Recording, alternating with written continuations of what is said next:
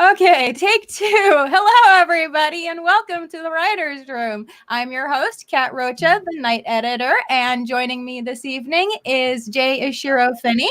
Hello there. And Dr. Wright. Hey, guys. And tonight we are going to be discussing the college education. Do writers need it? And if not, what would be the right path for an aspiring writer? The right path? Oh, shut up. Bum. So as I can see, the chat's already gotten somewhat interesting. We're already talking about fairy fornication and porn, and Jason Momoa for some reason. Is he a fairy? I don't think he's a fairy. Like Aqua Bros in everything. Yeah, there, Owen. So let's, I guess, start in on the topic then. Doc, what's your background? Not writing. I have I got a degree. I have a bachelor's in psychology. I have what's called a PsyD, which is a 6-year degree. I've got a 4-year degree in economics, several certificates, a partridge in a pear tree, but nothing about English grammar or writing. And as for myself, I'm one of those Gen Xers who is horribly overeducated. I had a journalism major for a while, then a creative writing major. Then I went into web design and 3D graphics, which I got a degree in. And my whole takeaway from that experience is while that did provide me with skills that were useful, looking at the college landscape and knowing what I encountered, I would say no, you don't need to go to college. If you were seriously planning to be a full-time writer, a 4-year school is not going to help you, not in the least. What do you think, Dr. Wright? Do you agree? It's going to be boring. I'm going to have to disagree just so we disagree. so we can have a conversation. No, not really.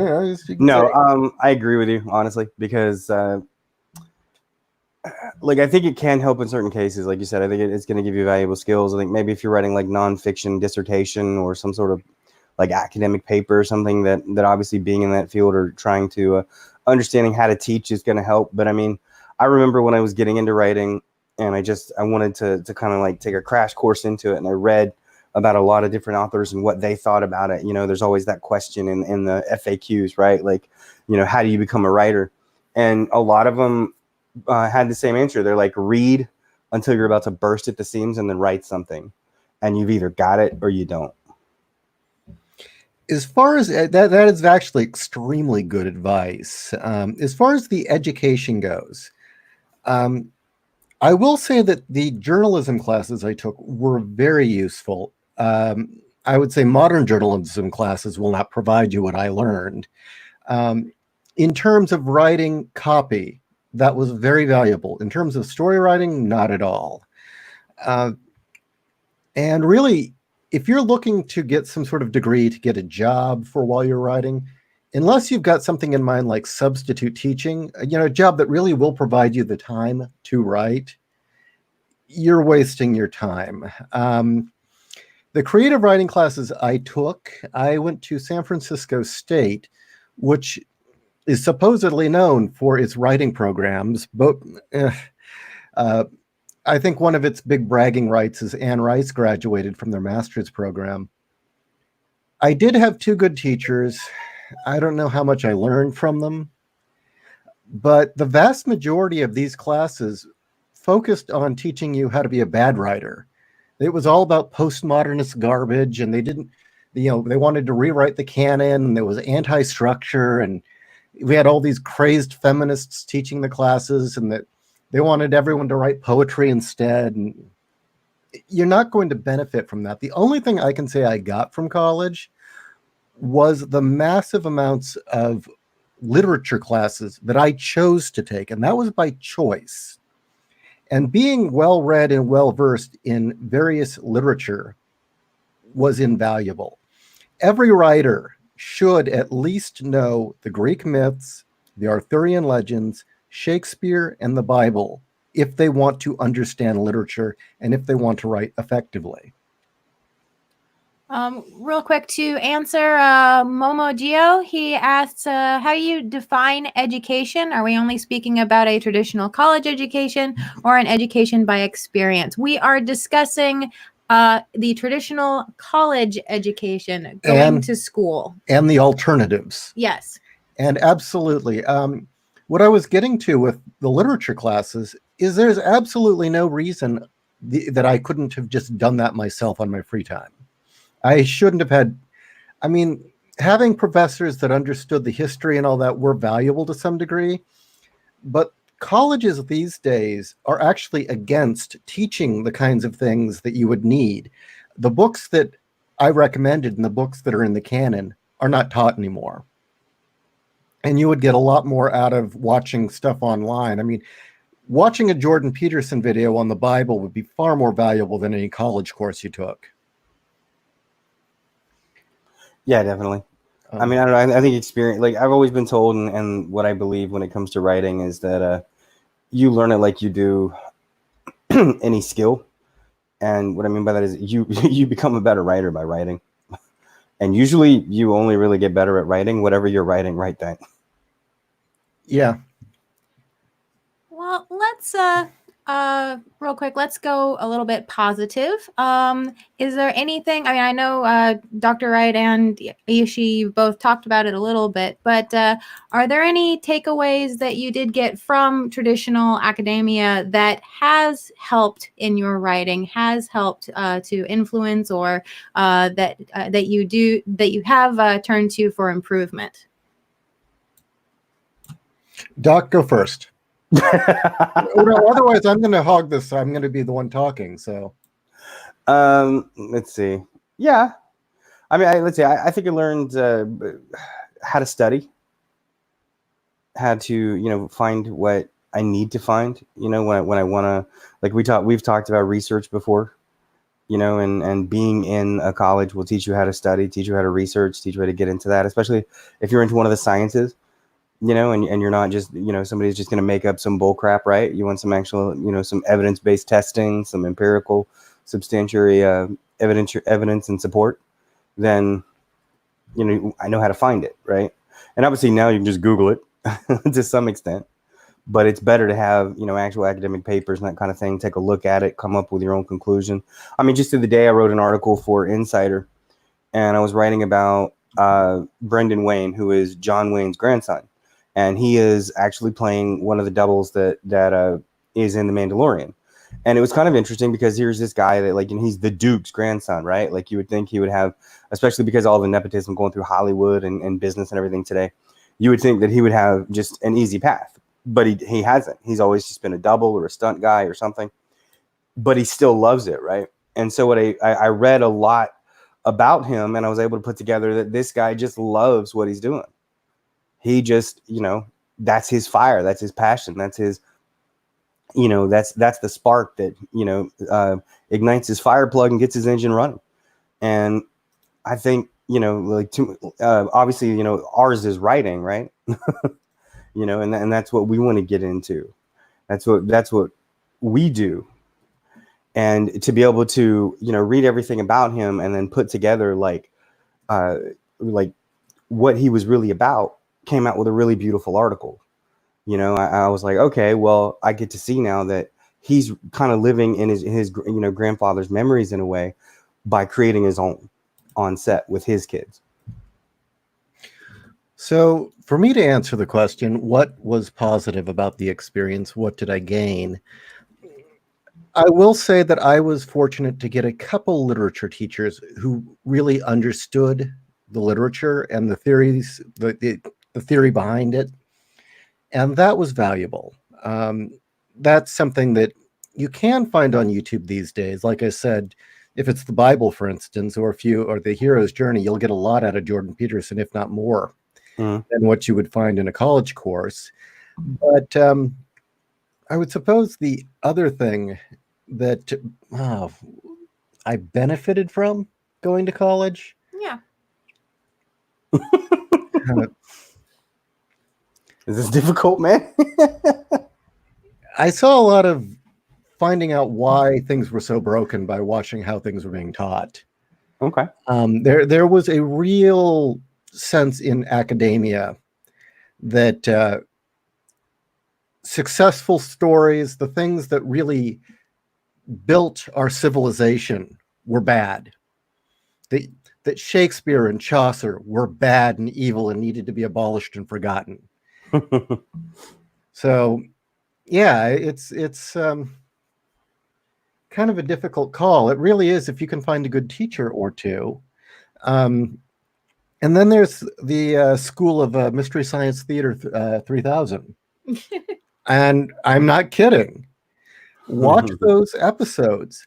And a lot of the stuff they say when they're picking apart episodes of these cheesy movies, often they're pointing out holes in the plot and why things didn't work. And you got to ask yourself, well, if they were reading my book, would they be able to do that? And, Kat and I have developed a whole shorthand of MST3K terms for when we critique stuff. Really? Slow the plot down is one. Slow the plot down. Love what- pads the film. Love pads the film. Why'd I do that? Why'd I do that? Who's the ball? Who's the ball? Yeah, there's a whole list of them that we have that is shorthand that we can say to each other and quickly know, okay, that's what's wrong with this. And reading and figuring out what it is about the writers you like, what works about it. One piece of advice I often offered to young writers was to read Hamlet. And once you understood how it was that Hamlet could be a long, drawn-out play where you've got basically one character being emo for 5 acts, trying to figure out whether he's going to do something or not, and then this great ending, and it's not boring. Once you understand why that is not boring, you know how to construct a story. Daniel C. says, networking, especially in the arts, that's a huge reason to go to college for any arts degree. What do you guys think? Meh. It didn't benefit me, and I went to a pretty prestigious school. I mean, then again, or in other countries, it's really great. But then again, people didn't really like me all that much. So, I mean, that might have been the problem. I'm being honest. I wasn't well liked. I mean, I'm sure it could help. You know what I mean? Like I said, I've known people went over to Japan and talk about how, pretty much everybody that comes out of Tokyo University runs the country in 10 years. Yeah, I suppose if you're able to go to an Ivy League school, you'll make all sorts of contacts. But I didn't have that experience. Really, there's nothing you can get out of a 4-year school at this point that you can't find elsewhere for cheaper and better. I mean, that's true, but you still could have gotten it out of that. Some people are stubborn and it takes a little bit longer or whatever, or it just takes them. Maybe they couldn't get into it on their own, and having it forced onto them, got them to realize that they actually liked it. Like I know, like reading something. Mm-hmm. I mean, when we read differently than other people, or at least I know I do. Well, once you start writing, you start. Yeah, like I read something like I say I read stories like a programmer looks at code. That's not a bad comparison. Good. Well, somebody had mentioned symbolism and that they'd taken a course and that the teacher was obsessed with symbolism and that none of it ever came up in his own writing. That's true that it may not come up in your own writing. And I know that there is a very awful tendency for academia to be so thoroughly disconnected from the world that they're seeing stuff in the writing that isn't there or trying to find what they want to see. On the other hand, writing with symbolism is a thing, and it is very effective. And it's most effective when you're not aware that it's there. Usually all writers will start a story with their characters and a collection of symbols, whether they're aware of it or not. There will be a collection of symbols that they keep coming back to throughout the story. And just by virtue that you've got those, you telling your story will eventually start to form connections whether you intend it or not. I would say George Romero's Night of the Living Dead, although it initially was not intended to be a metaphor for the civil rights movement, by virtue of the symbols that he was using and the setting and just how he constructed that film, it became very much an analog to it in a lot of ways. And again, that wasn't intended. I mean, I think that serendipity is usually the best creation. When, I think it was the Paul Rand, Xavier told me about Paul Rand, who's a famous like ad marketing brand advertiser kind of guy. And he basically says that simplicity is not what you strive for. It's just what happens when you're good and you're professional. Yeah. And that's kind of like, that is the serendipity in something. It's like when I know that my story is good when I begin to solve the problems in the story with the story. When I'm not going outside and looking for MacGuffins, Deus Ex Machina, or making up something, you know what I mean? And all that different kind of thing. Writing a MacGuffin is not telling a story. No. MacGuffin is a plot convenience. Yep. And if a MacGuffin could be, if you could tell the story without the MacGuffin, you don't have a story. No, then it becomes a plot token. Yeah. Its purpose is just to pad it out. Yeah, like we have the special field generator that finds like people that have warp drived or something. Ugh. But there is no one way to correctly write, for instance. There are different approaches, there are different methods. And one of the problems with a lot of writing classes that I attended is you've got these prima donna teachers who want you to write like they do. They have one system and one way. As good as Robert McKee's story book was just entitled Story, it's an incredibly good book about how to write screenplays and how to put together a narrative. The only problem with it is he will not accept stories that don't fall into his theory as being good. And under his logic, Goodfellas is a bad movie and a bad story. Wow. I mean, there's some people, that I don't know. We talked about this in the disorder thing, the mental disorder. Is I said that one of the best things that you can do is make yourself uncomfortable. When you're talking to somebody, your significant other, your friend, whatever, what the best thing they can do for you? They can challenge you. In my opinion, they can challenge you. They can say, no, I don't think you're right. I don't think this is what it is. I think you've got, like, you're either parroting an answer or you just don't have this is incomplete, whatever it is. But they can challenge you and force you to rethink what's going on, because that's the best tool a writer has. When you're going through your characters, when you're going through anything, I mean, even if it's nonfiction and you're trying to describe and like a system or a situation or a person or a behavior or whatever, you need to do that. You need to think about something in that kind of special way. And I don't think people want to do that enough. People don't want to be challenged. They want to take the easy way out. And what that leads to is somebody that then, when they get to the top of that echelon, says, okay, well, everybody above me has to do what I say now. Yeah. Thinking of other methods and ways to learn, another thing that was massively valuable to me and still is tracking down interviews with successful writers and listening to them or reading about them, or even going to appearances at bookstores and listening to how they work. What is their process? What inspires them? How did they arrive to the plot points and the ideas and the methods that they have? Similarly, commentaries on films you like are massively useful. Mm-hmm. Hearing Tarantino talk about Reservoir Dogs was incredibly useful to me. All the behind the scenes material of how the story came about, what drives his storytelling, even though it's a different medium, the art of actually telling a narrative. Yeah, the impetus of inspiration. John Carpenter's another. I love listening to his commentaries. Mm-hmm.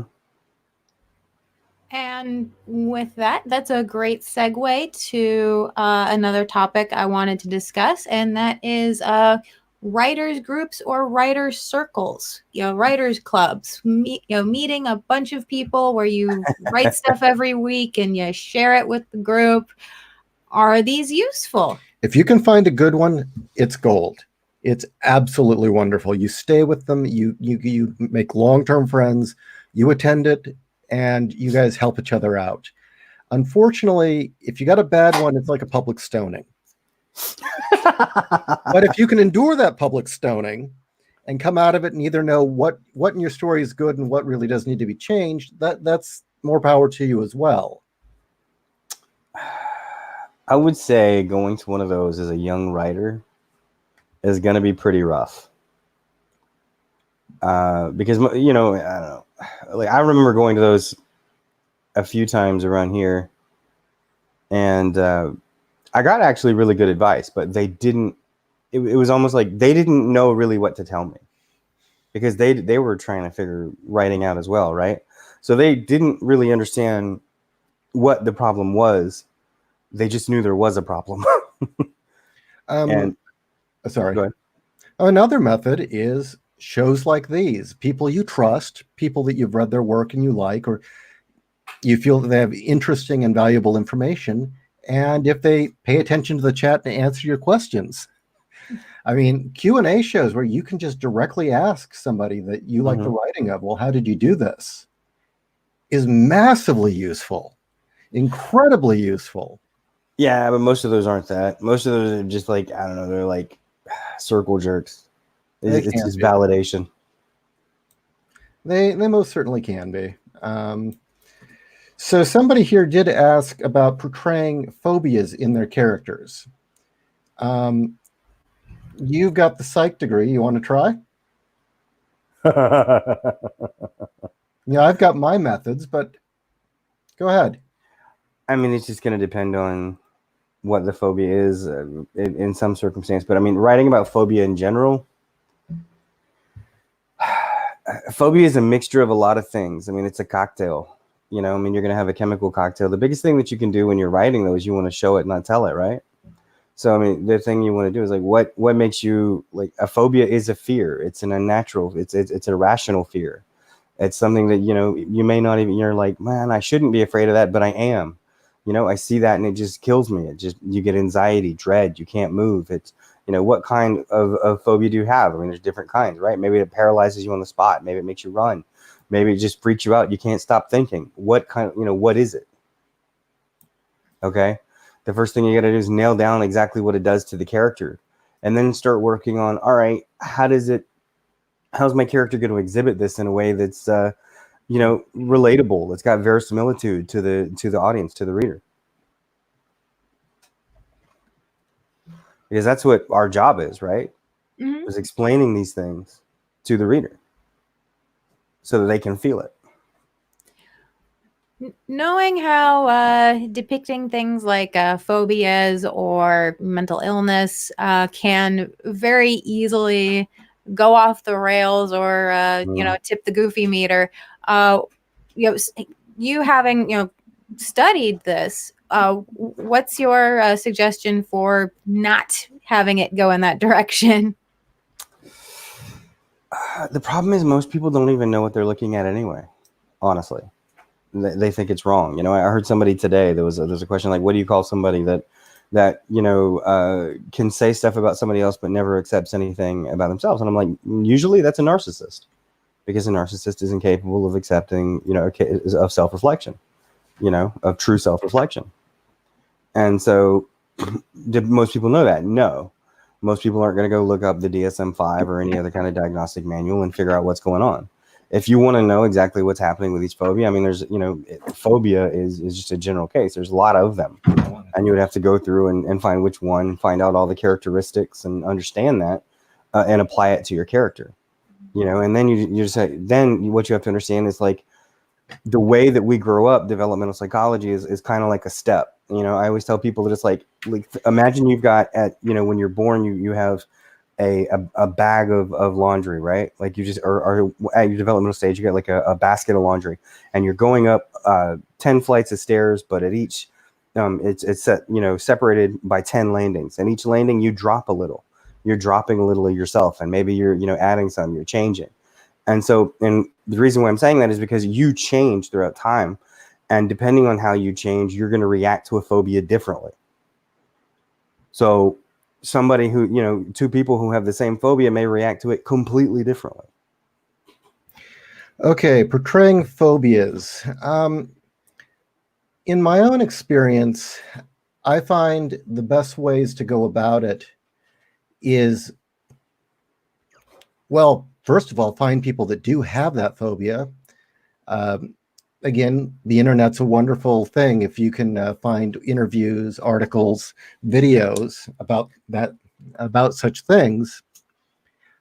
Studying and actually knowing how the behavior is useful.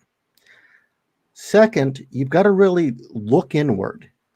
Start thinking about your own fears, your own phobias. What do you do to, you start developing avoidance tactics. You'll start doing things in your life that are unreasonable to avoid the thing you're afraid of. Your character would do the same. And your character might even then start trying to rationalize it to themselves. Well, I really didn't go down that alley, not because I'm afraid of the dark or that I'm afraid I'm going to get mugged. It's just that, you know, it's such a nice night and I'm going to decide to walk the long way home, you know, things like that. Then there's also the raw, primal animal fear that rises up when you're face to face with something you're terrified of. And if you can look inward, right? Look inward and find that place inside yourself where you have that same primal fear and put it down on the page like you would a journal or a diary, where you're trying to tell someone, no, this is what it's like. When you start losing reason, and you start behaving more on instinct and more on primal thought, if you can put that down on the page, that is incredibly valuable. Often the best way to go about it is to try and find it, what it is in you that you experience, and tell it to the audience as honestly as possible. And if you can't, find someone else who has torn their heart out or bared their soul and use that information to your value. You know, go so far as to write down how they describe it. If there's an interview with someone who's like, say, a trauma victim, you know, often prisoners of war often talk about the experiences. Write down how they form their sentences. How do they choose to lay out that experience? How do they tell it? Then how can you tell that same experience, but make it seamless and pretty and pull you through from beginning to end without the stuttering and the ums and the illogical arrangements, if that makes sense. In terms of comics, a mild phobia, okay? Let's talk about a mild phobia, not something major that's going to make you start shaking and pass out. In Case File Arkham, the first book, Nightmare on the Canvas, for those of you who have it, there's a scene in which our protagonist, Flynn, has gone into the art studio of this person he's been looking for.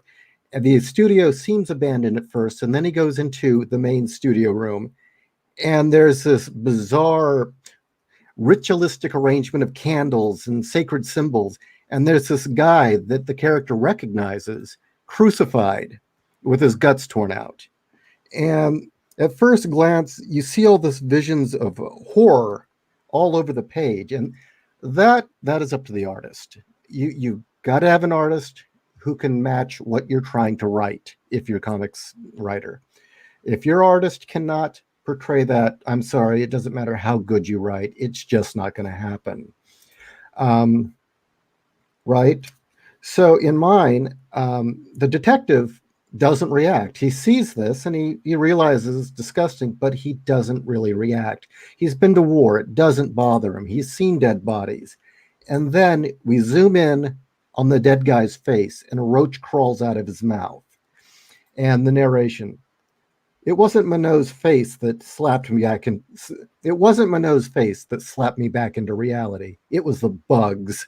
For the love of Christ! And you see all these bugs start pouring out of, or roaches, pouring out of the corpse's mouth, and the character reacts violently and starts stomping on them and gets out of the room.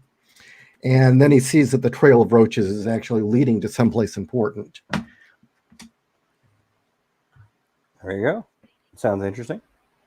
Okay, William's here. Or is he? Where is he? He said on Twitter that he's here. Let's see if we can get him on. He lied to me. He's not here. So hopefully that helped. You lied to me. Now you have to pay. Pain. But yeah, if you can get to know and become intimate with your own fear and your own darkness, and then be able to pull that out of yourself and put it on the page, and then come back to it and rewrite it like 10 or 11 times until it flows in a way that reads as a narrative. That's how you do it.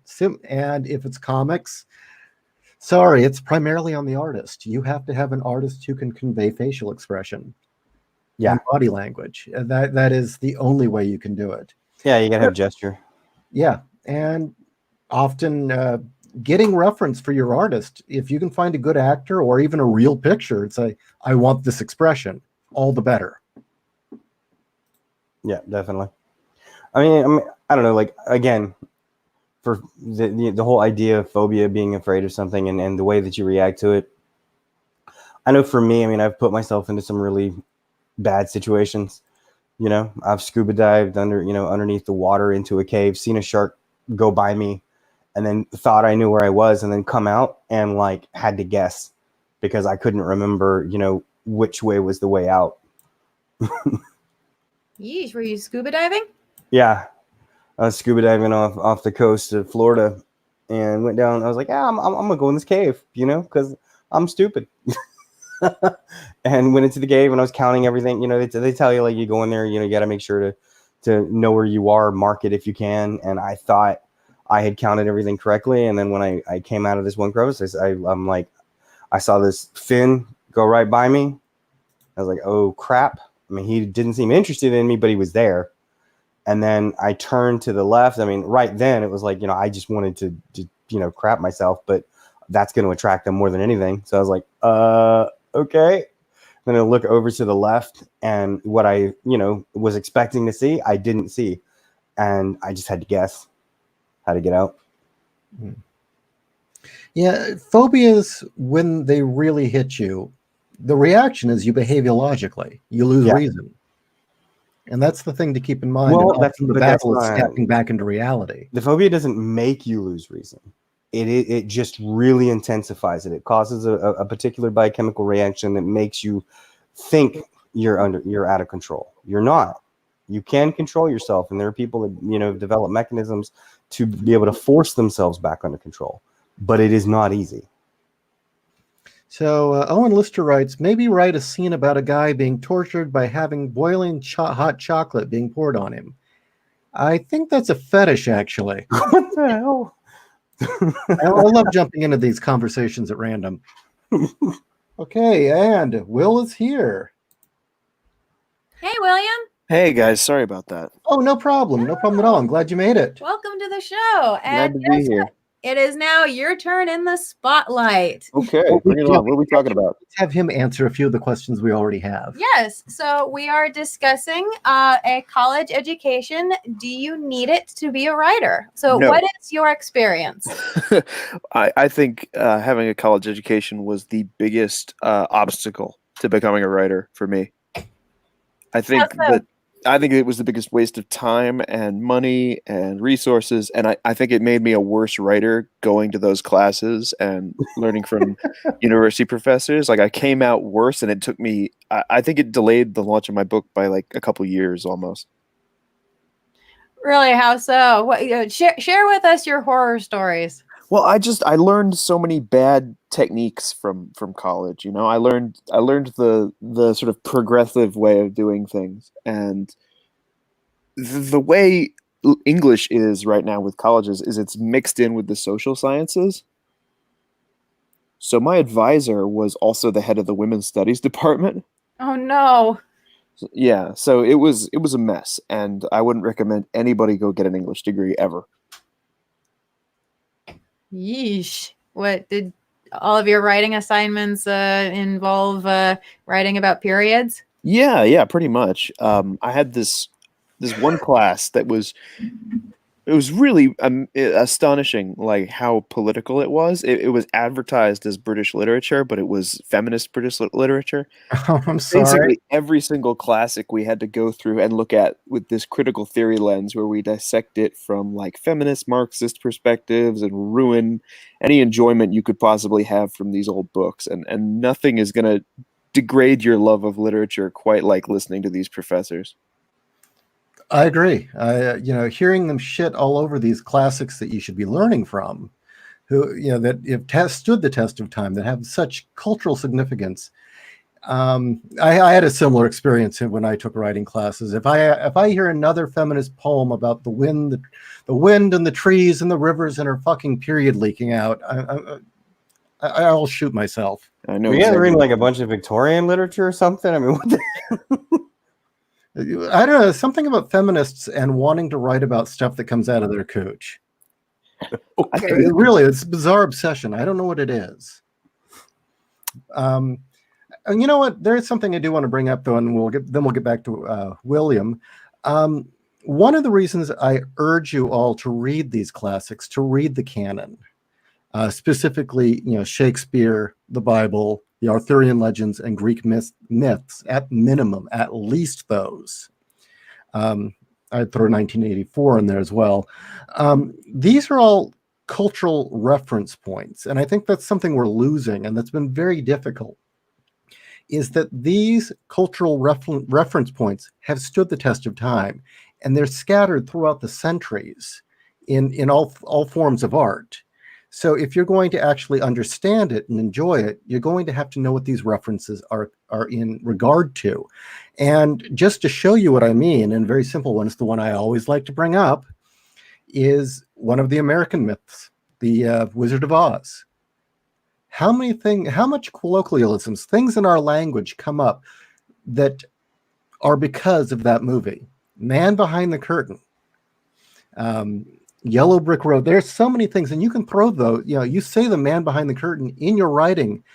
That one phrase brings up a wealth of imagery, right? The forbidden fruit. There we go. That's another one straight from the Bible. That brings up a wealth of imagery and meaning with a very little time and very little statement.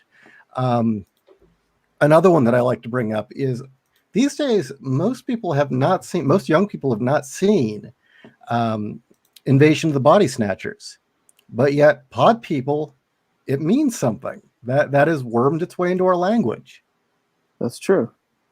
And you see that throughout. So that's why it's important to have a strong background in literature and also film. I mean, it's important because whether we like it or not, that's become the dominant storytelling language of our time.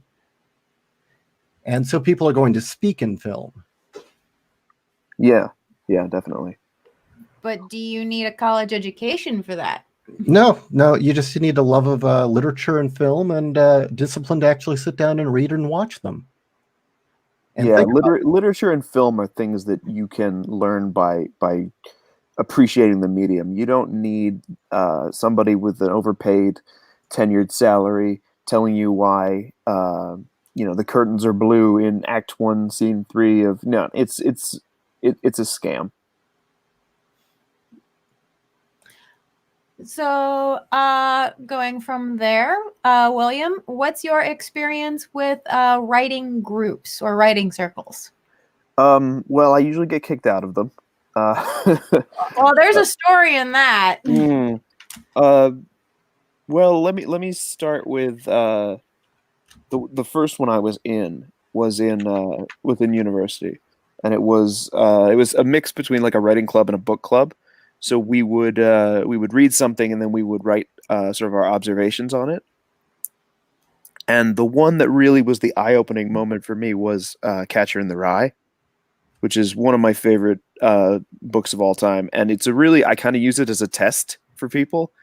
When you listen to somebody dissect Catcher in the Rye and they, immediately start using words like toxic or incel or anything like that, referring to the protagonist who is an abused child, you can really gauge a lot about a person's empathy. What's really interesting on the note of Catcher in the Rye and is that how many Ghost in the Shell fans, people who loved Standalone Complex, who've got the logos for the Laughing Man, have no idea what that reference is and why the name the Laughing Man has any meaning and what that phrase meant. Just like there's the quotes from the Bible in the original Ghost in the Shell, and the translators themselves were so uneducated, they didn't realize they were quoting the Bible and mistranslated it in the film. Oh my God. Yeah. I came from a pretty religious household, so I've known about I know a lot about the Bible, but I never. I think it would be safe to say that I read more classics in high school than I did in college. A lot of college literature is going to be post-colonial, especially if you're majoring in like children's literature, which is what I did. 90% of that is going to be your YA race baiting, usual like outrage poetry. It's really it's an ugly thing that you don't want to be a part of. Well, I mean, it may sound kind of odd coming from an atheist like myself, but I was shocked finding out just how much religious texts started showing up in metaphors in my writing. And again, I guess it's just that critical cultural DNA that we're all connected by, is these same reference points. With that, Vault Kobold says, I wonder if history classes or mythology classes would be better for writers than actual writing classes. What do you guys think? If they haven't gone woke. Dr. Wright? I mean, you'd be better just to look up the material yourself. I mean, the problem is that when you're getting it from a teacher, they're filtering it through their own lens. They're gonna, you're gonna be forced to regurgitate whatever they want you to learn for that. I mean, that's basically what our education has become. It's like they say, this is the way you should learn this. This is the way you have to do.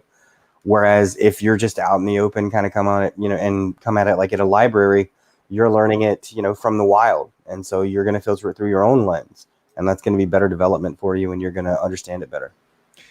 William actually brought up a really interesting point, and I'd like to go back to that. Was you mentioned Catcher in the Rye as being like a major influence on you? Yes. Can you get more into that? Yeah, sure. I'd be happy to. Catcher in the Rye is sort of the I guess you could call it the cornerstone of everything I was trying to do in Crimson Spark. It is just this exploration of the way that society has failed children, and it is played a lot of the times, and I think this has to do a lot with sort of the Marxist reinterpretation of it. It's played that this is a very privileged person who has a very warped view of society. But when you sit down and you actually read the text, it's about a boy who was traumatized by the death of his brother, and has a destroyed arm and is lonely, and those are all things that show up in the Crimson Spark. Sometimes more specifically, the destroyed arm thing is almost specifically lifted from Catcher in the Rye in a lot of ways. It's interesting. How about you, Doc? Is there a specific piece of literature that really had a lifelong influence on you and your work? No. No?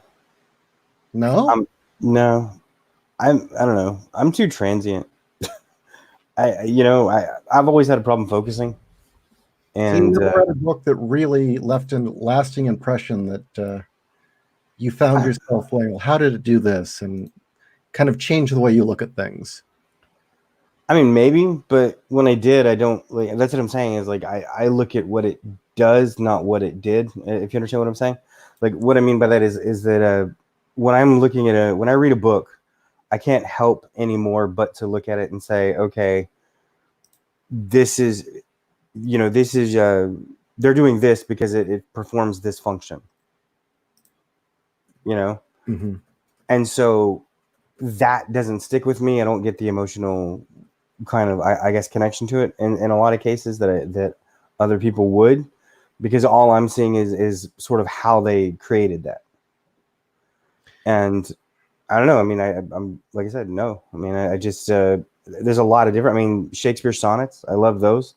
And there's a a lot of different. The idea of the different conflicts.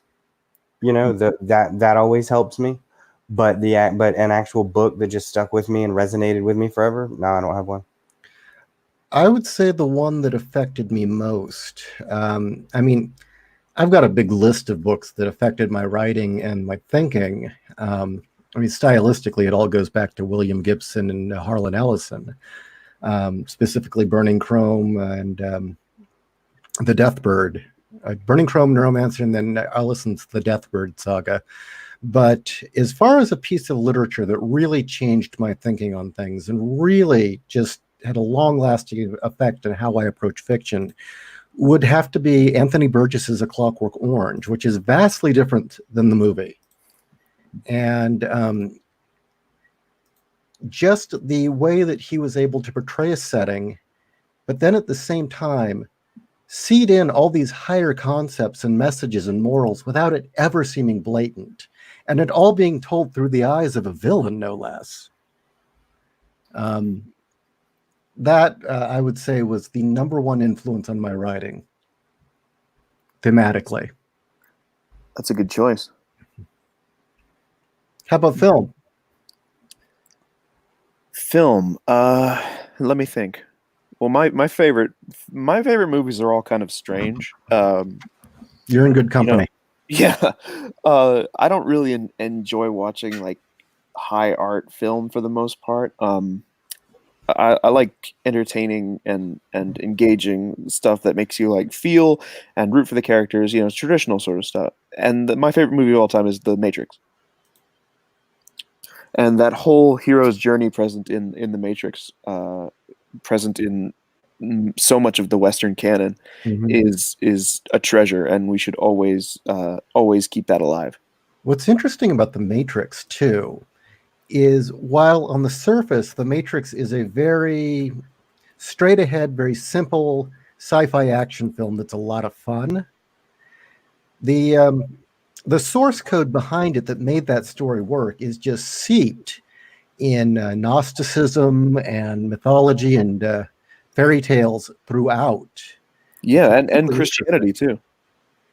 What was that? And Christianity as well. Oh, yeah, absolutely. And then on top of that, the film itself did all of us such an amazing favor. I would actually count The Matrix as one of our modern mythologies that will stay with us, whether we remember it or not. And the reason being is so many words within The Matrix have become common parlance, and that the concept of two realities and the illusion and the idea of the sensory versus the real, the red pill, all these terms have found their way into our language and has given us a vocabulary that we as a civilization can use to describe much higher ideas. So that's a really cool choice. That's a good point. I never really thought about that, but yeah, it really has had quite the impact. So, well, I mean, they're basically it makes sense superheroes. you picked it. I mean, Matrix are basically superheroes if you think about it. I mean, it's like a fake superhero, but it's still a superhero. I mean, in their world, they're a superhero. And then even if not, like they're still a hero because they're, they know the truth and are still choosing to fight, right? Yeah. So they're like the ultimate superhero. Right. And a lot of people like to sort of throw it under the bus as being like nihilistic or something, but I think it's quite the opposite. I think that it's a very, very humanist, very pro morality sort of film. Well, it tells the story of even against all odds, humanity not only finding a way, but fighting back, no matter what. Well, I think it's more than that. I think it's because you're like, what's the thing that we're usually most easily tempted with? Complacency, right? Mm-hmm. And they're given the ultimate complacency. Look, we'll give you the life you want. You just got to be a battery and die. And instead, they choose to revolt. Yeah, serve in heaven or rule in hell. Yeah. Did you already answer this one right, or do you have one? I don't know, like a movie. Yeah. I mean, I look at all this stuff as just stories, and it's still the same thing. Like I see what it does. I don't really connect to it You've in never had that a kind film of way. touch your soul. No, I mean, I cheer. I get excited. I like what it does. I think that's sometimes why, like a simple film that is just. But you know what? Like, okay, guilty pleasure. I watch Hallmark movies, for goodness sake. And I'll cry at a Hallmark movie. Really? So, yeah, it's Okay, kind of that's goofy. interesting. Follow that through. What, like Christmas Kiss and things like that? Yeah, like I mean, if it's good enough, I think I didn't have that. Like when I was younger, I was went through a lot of time where I'm a sensitive guy, but I couldn't be sensitive, and so I just shut it off. So to see someone else be that, it's almost like living vicariously through them in that cinematic moment. You know what I mean? Like, I mean, romantic comedies and like Hallmark movies and stuff like that kind of gets to me for some reason. But when I see a masterpiece, Schindler's List or something, I see what it does, but I don't feel anything. You were dead inside, Doctor. You were a cold clinical hand, dissecting words piece by piece and putting them on the page. No, he's the word reanimator. Right? I mean, that's the thing is that's true. I mean, to an extent, I know that, but I also know that that's part of the reason. Like when I talk to people, I'm very empathetic, and when I'm around people, I can usually read somebody really quickly, and I will understand them, and I'll tell them things about themselves they don't know by gestures they do, by the way they act, by how they talk, anything. I just pick up on it, and it's not something I even think about. I just feel it, and I've always kind of been that way, and so, but I'm kind of like, I see what that does, but to me, that's like the math is like, X doesn't see like a beautiful face. He sees cheekbones, lips, eyes, symmetry, right? I see the connections in their psychic profile. Well, that would make sense that you like Hallmark movies then.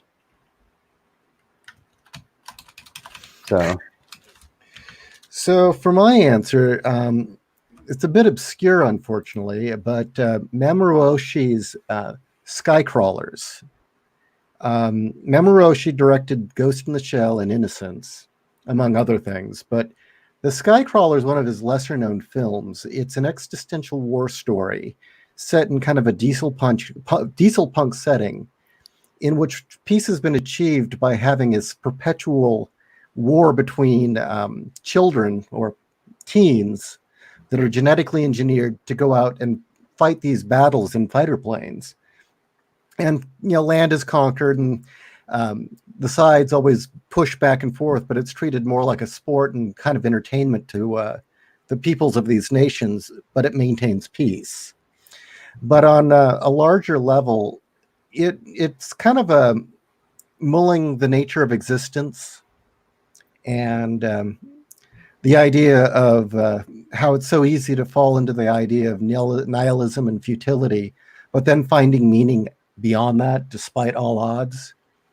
One of the things that's really blown me away about most of Mamoru Oshii's work is his ability to tell these stories that are exciting and interesting, on the surface, again, sci-fi action usually, but then underneath are these really big themes and philosophical issues running in the undercurrent. And the fact that he can weave them in there seamlessly, and you can come away with it with a new perspective. I mean, I long to tell stories as good as that. That's very interesting. I've never heard of that movie before, but it sounds like something I'd like. The way you describe it sounds kind of like Rollerball or Ender's Game.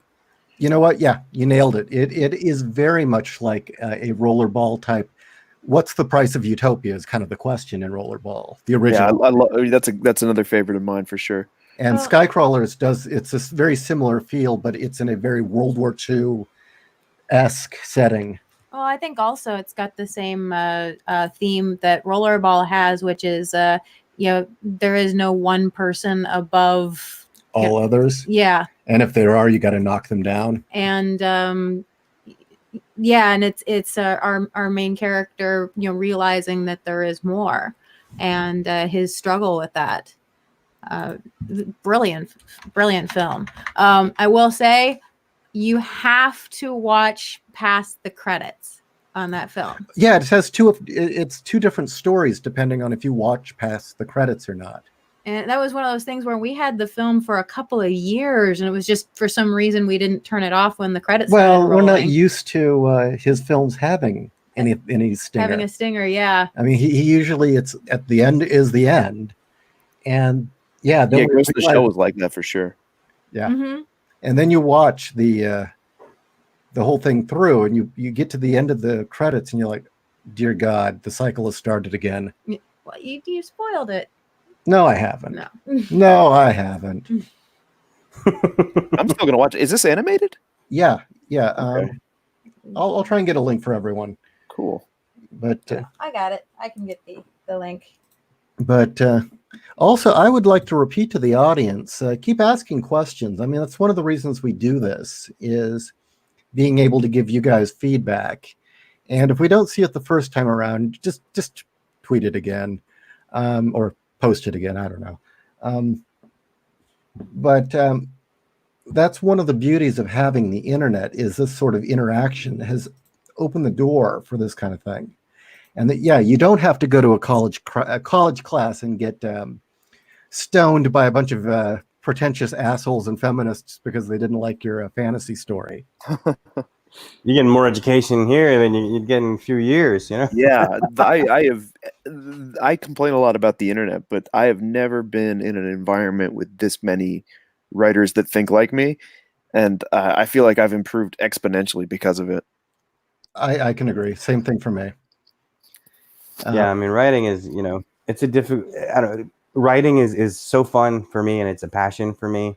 But there's also just so much into it. I mean, it's rhythm, it's flow, it's eloquence, it's technicality, it's understanding, what you're writing about as far as the subject matter and that kind of thing. And then it's almost like every sentence is a self-discovery. Yeah. I see that. And even though we're talking movies now, reading is more important than seeing these films. And the reason being is that film is a different language, and you need to become very intimate with seeing how other writers portray little actions, construct sentences, construct paragraphs. How do they move the story forward? How do they do scene changes? Do descriptions. Yeah. Do you need to write, he turned the doorknob every time, right? Do you need to? I had somebody How many doors do you have? about using he said, she said, things oh like that. Yeah. It's like, and the only way you're going to learn at least how you want to do it is to read other writers and see how they do it. Yeah, I mean, that's I don't know, that's kind of subjective, obviously. I mean, it's considered a little bit, faux pas to keep putting that, but you can. There's nothing against it. I don't mean to interrupt. Sorry. Owen Lister had a great question. Yeah, I saw that too. Go ahead. He says, would you say anime has inspired more writers these days? Yes, absolutely, because all those kids that grew up during the anime boom in the 90s, myself included, are now becoming writers and writing stories, and they are heavily inspired by that Japanese style that the generation before them missed. Or didn't understand. Exactly, yeah. I mean, I think anime has just got better storytelling in general. I could definitely agree with that. Other mediums. One of the main reasons is because they are not afraid to be uncomfortable, and they're not afraid to really challenge anything. Yeah, anime, especially today, anime has a lot more teeth than Western fiction. Well, I think we've discussed it before that right now we're kind of in a cultural dead period in the West, and innovation is coming more from, Korea, Japan, and Eastern Europe are producing more interesting work right now. Music is another great example. But anyway, yeah, anime, there's a lot of garbage and there's a lot of fluff and a lot of disposable anime out there. But when you get the stuff that is real storytelling, there's a real value to it because it comes from a different tradition and it's told differently. It has a different philosophy behind it.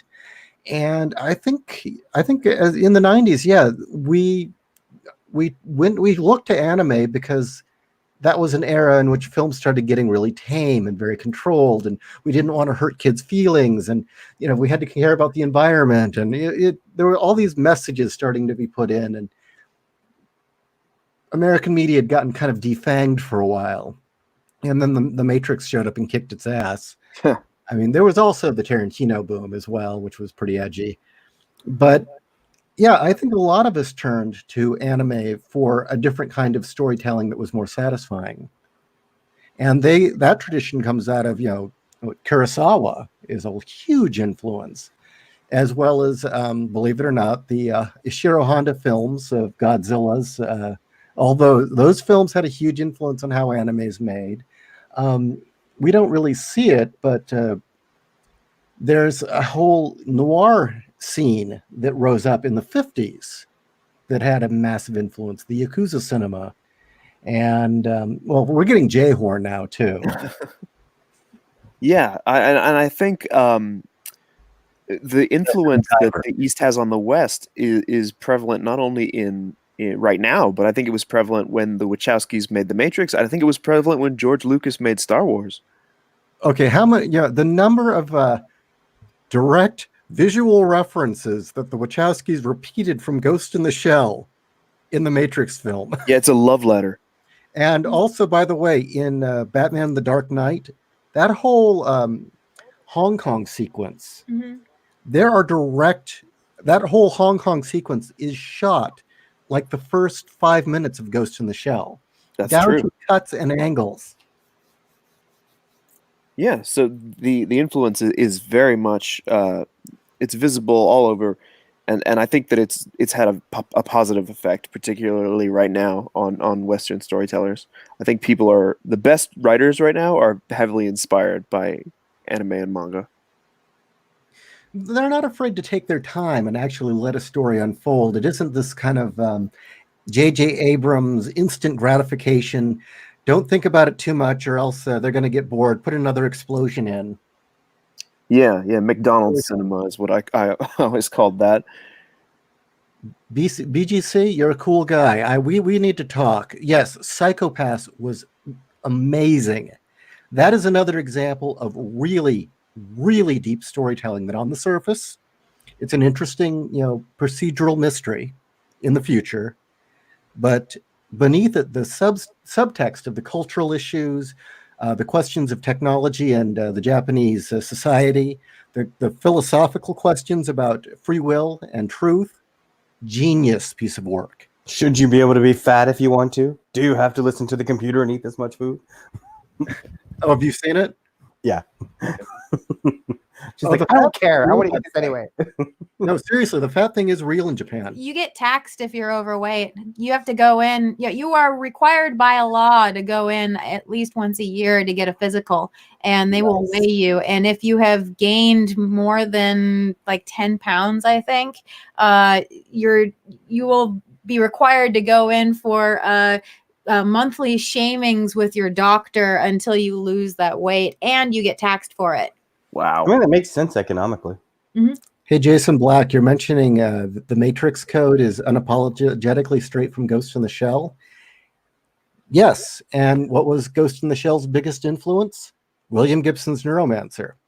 And as another aside, through the Sprawl series written by William Gibson, where the word cyberspace was coined, he frequently referred to cyberspace as the Matrix. Huh. Interesting, huh? I love that sort of way that cultures influence each other. I think that's so cool. Yeah. And again, another wonderful thing about being able to share culture the way we do. And don't be afraid to appropriate it. That's bullshit. Yeah. Culture doesn't grow by itself. Well, Yeah, I mean, reason there are culture is just a social Information. mechanism. I mean, it's just a social mechanism. It's just it only exists because people did something based on what was happening in the environment at the time. So it grows, in my opinion. It doesn't stop. It's like an organism and it keeps going. There's And not it's going to be appropriation. influenced by other organisms, and it comes together in, Yeah. you know, it creates new stuff, and that's you know, a beautiful part of the artistic process, I think. Yeah, I mean, it's kind of like, I don't know, I remember writing this poem a long time ago called "The Weave," and it was just about how, like, you're a faded thread, and you know everybody that you meet, in your entire life, you change their life in some small way, right? And then you might change their color, temper, whatever, and you forever alter their path, and that's what it's all about. Is what kind of difference you make is up to you. Dominic Powell, did you hear my rant a few weeks ago about why the hero's journey will never be forgotten? If you have, I don't want to repeat it. But It was good. You should hear it. There's another good question in here. Heinlein or Pratchett was a question. Is that it? No, I was gonna say the question that what's his? I've got to scroll up. Sorry. ADO Marlin asked what your writing routine is and how many hours do you write in a day? That depends. Ideally, I would write anywhere between. I tend to write in sittings, and the sittings tend to be roughly 2.5 hours. And I try to get 2 in a day when it's good. Although there's always those times where you get lost in it and you just don't leave the seat and you're there for 6 hours. But if you can get in at least 2.5 hours a day, you'll be productive. The hard part for me is that I've got to stay in that mind space or that headspace of that story. So if I get taken away from it for even a few days, it's just I have to then find my way back, and it's always a struggle. And so I've got this routine where I use kind of mnemonic triggers to get in that writing mindset. I think I talked about this already, but what it was that I put together a score for the story that encapsulates the mood, and then a theme song that I feel also reflects what the story emotionally feels like. And so every morning when I get up and go to write, I play that song to tell my brain it's writing time, and then I play that background music as I work. And that's kind of effective. Yeah, I've heard that habit forming is a very useful technique for writers. I try to do. I write in chunks also. I try to do at least 1 or 2 chapters a day, and I do them in sittings, like you said.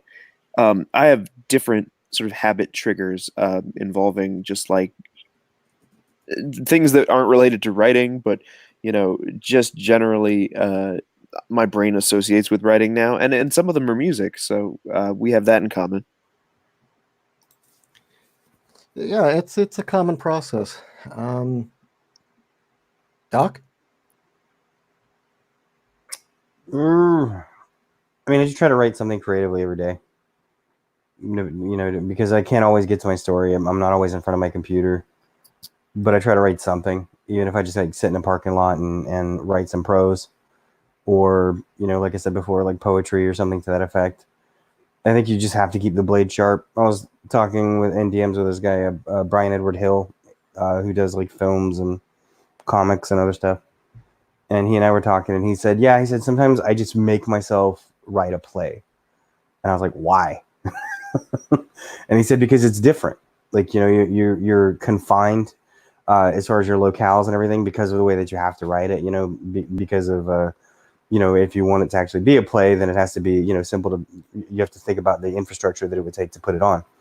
And so he limits himself and causes these sort of artificial limitations in order to, keep his blade sharp. I thought that was kind of interesting. Limitation is always a useful exercise. We have a few questions to power through. One was Terry Pratchett or Heinlein? I'm a little biased because I've never read Pratchett, so I know that's heresy for a fantasy writer, but okay, I'd say Heinlein. Yeah.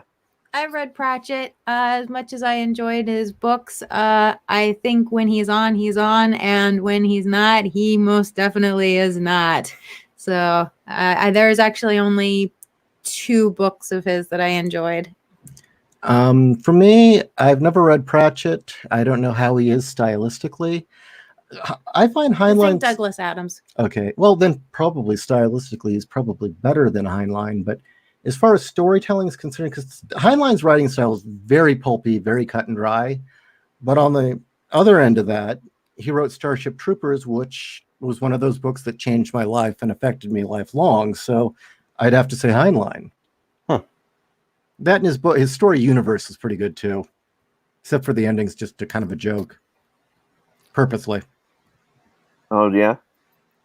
Yeah, it was the editor wanted a happy ending, so it got really sarcastic. Or he just made it very obvious that he just was making it up. Okay. Trust me, it really happened.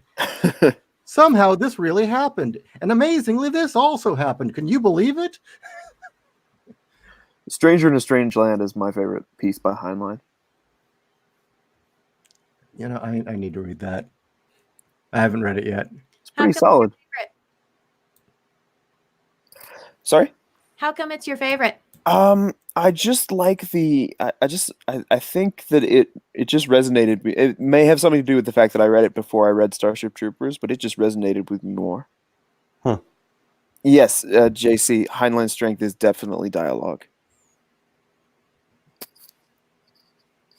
Dialogue can be difficult for some people. Yeah, for sure. I mean, you know, I don't know, especially like if you're antisocial or a little bit, you know, introverted and get your energy from being alone and you don't want to be with other people.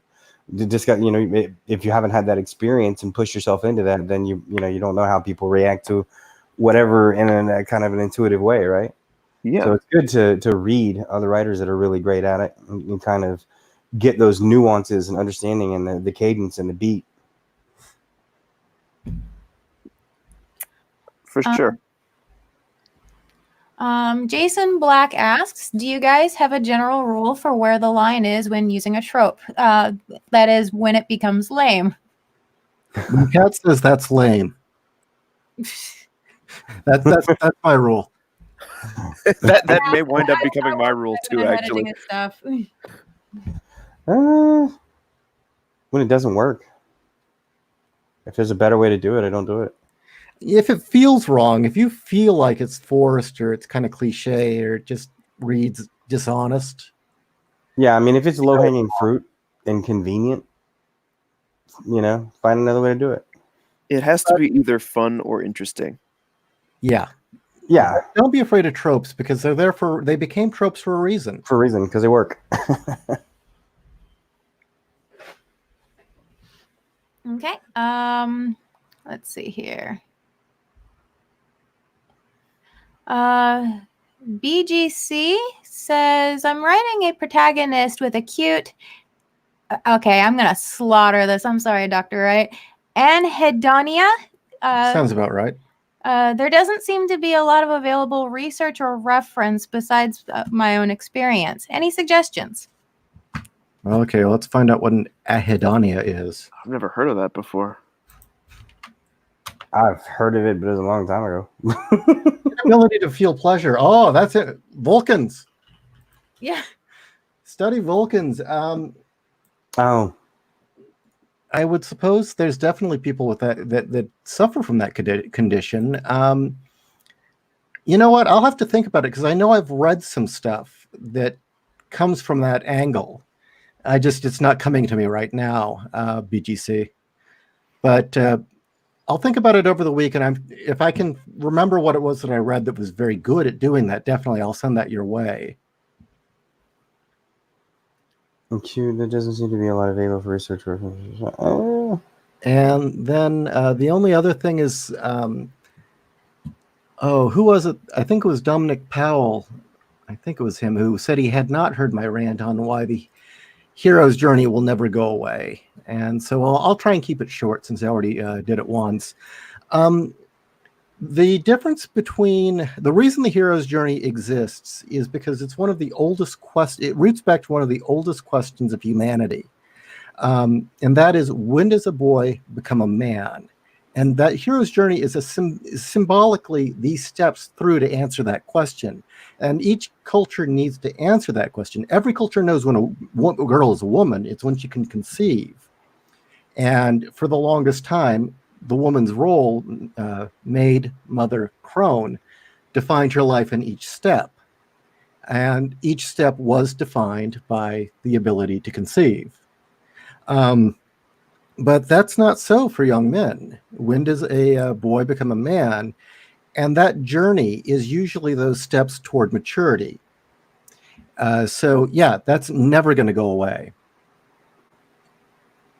J. Scott Robertson asks, do you agree with Clive Barker that great writers need to be well-versed in the classics like Shakespeare and Dickens?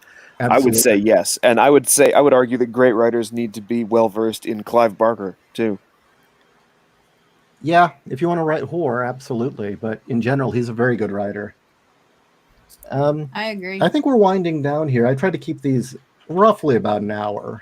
But are you guys up for next week? Yes, absolutely. Yeah. Now, unless we're on the road to Arizona by Thursday, we'll try and do it. All right, sounds good. Sounds great. So if we didn't get to your question this week, we will definitely have time next week. So anybody have anything they'd like to plug before we sign off? I have I set up my pre-launch campaign for Sins of the Fae. I'll put my Twitter handle in. If you go there and look up my pinned tweet, then you can sign up on the mailing list and get updates on my upcoming graphic novels. My novel, The Crimson Spark, is doing really, really well. It had its first 1,000 pages read in a day on Kindle Unlimited. Nice. And it's still selling, and people are really enjoying it. Check it out if you want to read a traditional hero's journey that doesn't shy away from real, serious storytelling and character development, and doesn't treat the reader like an idiot. No, it does not. And then I would say, first off, just to give a quick update, I'm 6 chapters into my first novel, Machine Child, and hopefully we'll have it ready by the end of the year. It's going to be an illustrated novel, and the artwork for it is awesome. I'm very pleased with what I'm getting. I'm also going to be releasing Friends Electric, which is a book I illustrated that's heavily influenced by the first 3 albums by Gary Newman, and it's a very bizarre robot future, kind of semi-humorous and satirical. And those should be out both later this year, hopefully in the 3rd or 4th quarter. In the meantime, Kat's got a discount to tell you all about. Oh, yes. Right now, all books on 01publishing.com are on sale for the season. Not only that, we're having a blowout sale. We have some books that, unfortunately, due to, shipping returns or just, plain, it's the way things go, the covers have been slightly damaged, scuffed, wrinkled, a little bent up, but nothing too major. But the interior is intact, and we are selling them at an extreme discount. So please DM me on Twitter at cat_AIA. And I hope to hear from you soon. And thank you all very much. Thank you, Dr. Wright. Thank you, William. Thank you, Ishi, for joining us this evening. Thank you all in the chat for your questions. And we will see you next week. All right. Good night, guys. Good night, everybody. Night.